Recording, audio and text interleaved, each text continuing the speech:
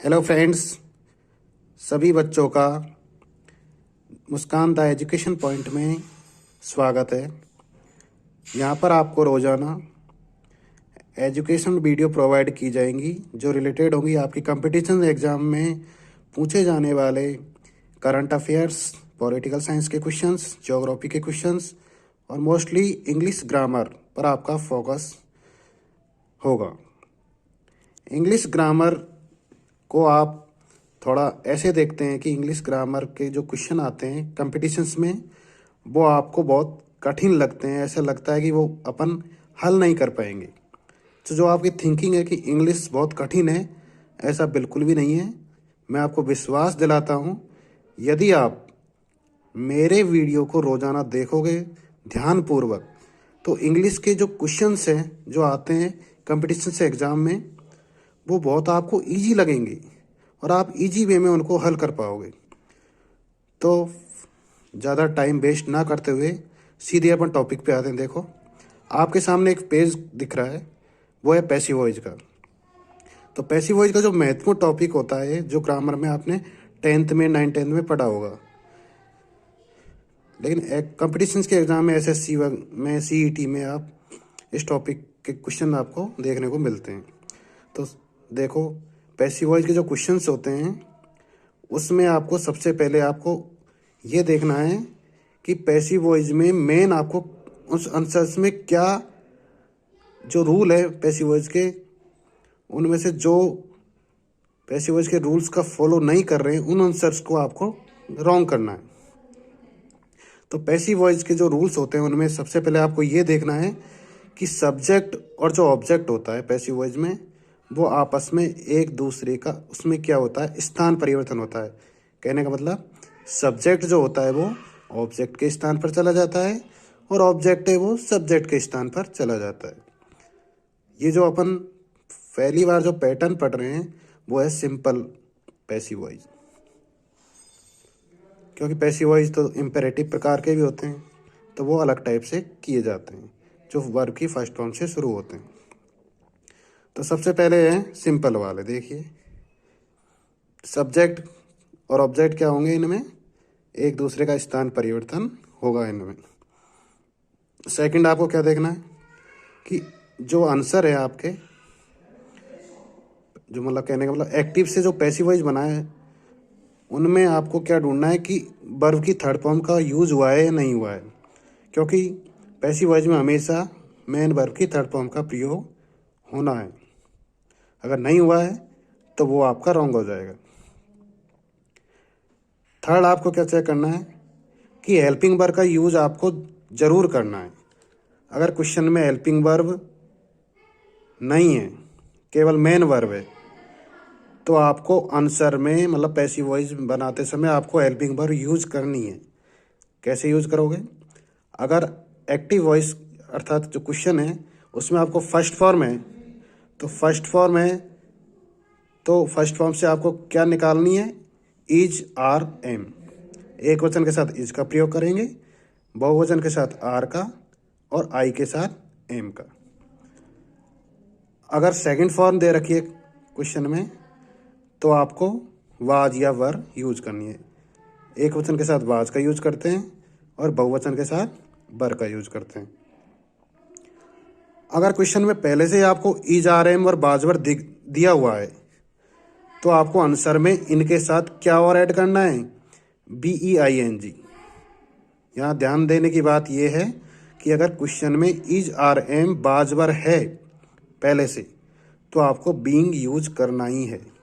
अगर आंसर में इनके साथ बीइंग के अलावा कुछ और यूज कर रखा है तो वो आपको रॉन्ग करना है, वो आपका आंसर रॉन्ग हो जाएगा।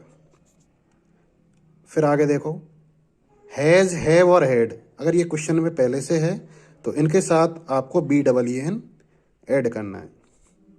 ऐसे ही सेल और विल और मॉडल्स जैसे आप जानते हो मॉडल्स होते हैं can, could, may, might, must, should और वुड, तो इनके साथ आपको BE यूज करना है। तो ये तीन चीज़ आपको ध्यान रखनी है, BEING कहाँ यूज करेंगे, BEEN कहाँ यूज करेंगे और BE कहाँ यूज करना है। तो रट लो इनको। इज आर एम बाजवर हो क्वेश्चन में है पहले से, तो आपको BEING इनके साथ यूज करना ही है। अगर एज हैव हेड पहले से है तो इनके साथ BEEN यूज करना ही है, और सेल विल मॉडल्स है तो उनके साथ BE यूज करना है।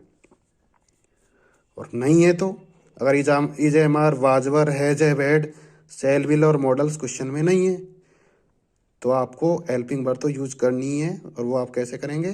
फर्स्ट फॉर्म अगर दे रखी है तो इज आर एम में से, और सेकंड फॉर्म दे रखी है तो वाजवर में से।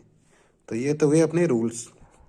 अब आते हैं अपन इन रूल्स के द्वारा कैसे सिंपल वाले जो पैसिव वॉइस है उनका अपन कंपटीशंस की एग्जाम में जो क्वेश्चन आएंगे उनका हल कैसे करेंगे।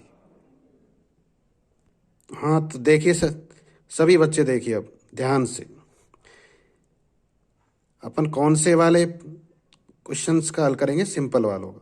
तो जैसे आपके सामने एक क्वेश्चन दिख रहा है आपको सभी को कि Ram is writing a letter. आप नॉर्मल वाक्य है कि राम एक पत्र लिख रहा है। अब इसके 4 ऑप्शन आपको दे रखे हैं। तो सबसे पहले आपको दिमाग में क्या ध्यान रखना है, जो रूल मैंने आपको बताए। तो सबसे पहला आपको ये चेक करना है कि इसमें सब्जेक्ट कौन सा है, हेल्पिंग वर्ब कौन सी है, मुख्य क्रिया कौन सी है, और ऑब्जेक्ट कौन सा है। तो इसमें सब्जेक्ट आप देख रहे हैं राम। राम क्या है इसमें? सब्जेक्ट। इज क्या है? Helping verb. राइटिंग क्या है? Main verb.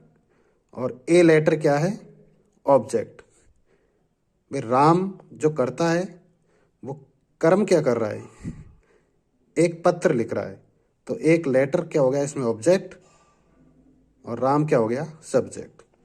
तो आपको मेन ये ध्यान रखना है जो ऑब्जेक्ट है वो सब्जेक्ट के स्थान पर आएगा, और सब्जेक्ट है वो कहाँ चले जाएगा? ऑब्जेक्ट के स्थान। तो ए लेटर है वो राम के स्थान पर चला जाएगा, और राम है कहाँ चले जाएगा? ए लेटर के स्थान पर। तो देखो सबसे पहले आपको ऑब्जेक्ट को शुरू में लाना है। तो आप देख रहे हैं चारों उत्तरों में जो ऑब्जेक्ट है ए लेटर वो सभी में शुरू में दे रखा है। तो देखिए ए लेटर चारों में है आगे, मतलब ऑब्जेक्ट शुरू में है सभी में, तो इसमें कोई दिक्कत नहीं है।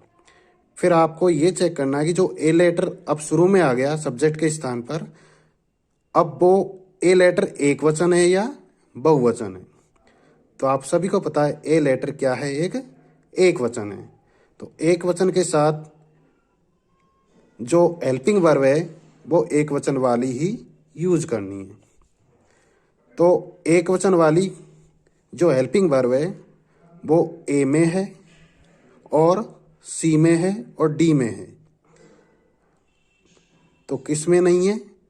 सेकंड। आप देखिए बी में क्या कर रखा है? ए लेटर के साथ इन्होंने आर दे रखा है, तो आर वाला उत्तर गलत हो जाएगा। तो इस पे आप क्रॉस का निशान लगा देंगे। तो आप देख पा रहे हैं कि ए लेटर के साथ आर जो दे रखा है वो गलत दे रखा है, क्योंकि ए लेटर एक वचन है और आर क्या है? जो हेल्पिंग वर्ब है वो बहुवचन होती है। तो ये गलत हो गया। सेकंड आपको क्या चेक करना है कि प्रश्न में जो हेल्पिंग वर्ब दे रखी है वो कौन सी दे रखी है। तो प्रश्न में आपको हेल्पिंग वर्ब आपने देखा कि प्रश्न में इज क्या है? Helping verb. और आपको रूल में क्या बताया मैंने? ये रूल देखिए आप दोबारा कि प्रश्न में पहले से देखो चौथे नंबर पे मैंने दे रखा है कि प्रश्न में यदि पहले से आपको इज आर एम बाजवर दे रखा है तो आपको उसके साथ क्या यूज करना है? BEING। ओके। अब दोबारा प्रश्न पे आइए। आप देखो यहाँ पर आप सभी देख पा रहे हैं कि इज के साथ आपको क्या यूज करना है? BEING। तो इज के साथ BEING केवल किस में है? चौथे में। तो देखो पहले में पहला गलत क्यों हुआ बताओ? क्योंकि इज के साथ इन्होंने BEEN दे रखा था। तो BEEN तो कहाँ यूज करते हैं? केवल हैज, हैव और हैड के साथ। तो पहला गलत हो गया। दूसरा अपन कैसे गलत कर दिया? क्योंकि ए लेटर के साथ आर दे रखा था। ए लेटर एक वचन था और आर क्या था? आर हेल्पिंग वर्ब है जो बहुवचन के साथ आती है। तो ये ऐसे गलत हो गया। फिर तीसरा, ए लेटर के साथ इन्होंने बाज दे दिया। अब Ram is writing a letter, तो Ram is writing a letter ये क्या है? प्रेजेंट टेंस का वाक्य है।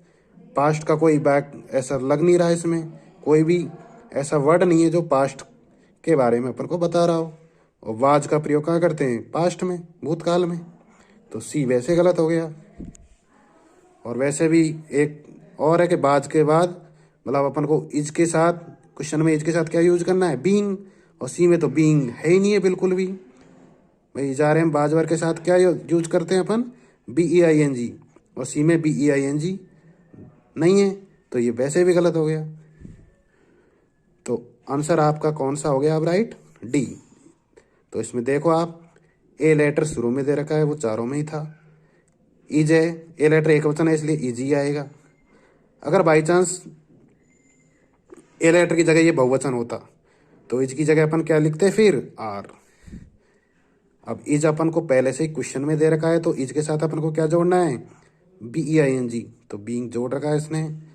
और फिर क्या है? पैसिव वॉइस में हमेशा किसका प्रयोग करते हैं? वर्ब की थर्ड फॉर्म का। तो राइट की थर्ड फॉर्म क्या है? रिटन। Right, wrote, written. तो रिटन चारों में ही रिटन था, तो रिटन बिल्कुल राइट है, थर्ड फॉर्म दे रखी है। और जो ए लेटर क्या था? ऑब्जेक्ट, वो कहाँ चला गया? शुरू में राम के स्थान पर। और जो राम था वो अब कहाँ जाएगा? ए लेटर ऑब्जेक्ट के स्थान पर। तो देखो लास्ट में जो शुरू में राम था वो अब ऑब्जेक्ट की जगह पर आ गया, बाई राम। तो इस तरीके से अपना जो एक्टिव क्वेश्चन था, Ram is writing a letter, इसका सही पैसिव वॉइस क्या होगा?